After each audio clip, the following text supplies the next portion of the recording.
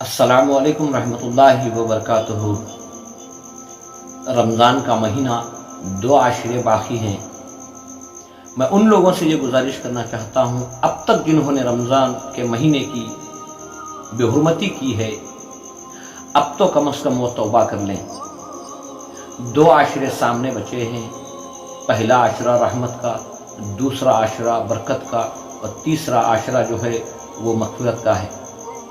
کم از کم دوسرے عشرے سے ایک دعا شروع کریں کہ یا اللہ، ہماری پچھلی زندگی کے گناہوں کو معاف کر کے مولا ہمیں نیکی کے راستے پر چلنے کی توفیق عطا فرما۔ دنیا ضرورت ہے، آخرت ہماری حقیقت ہے۔ اے اللہ، ایک دائمی زندگی جو ہمارے سامنے آ رہی ہے، یا اللہ ہماری مغفرت فرما۔ دعاؤں کو کریں گے انشاءاللہ، دعاؤں کے ذریعے سے اللہ تعالی ہمیں ہدایت دے دے گا۔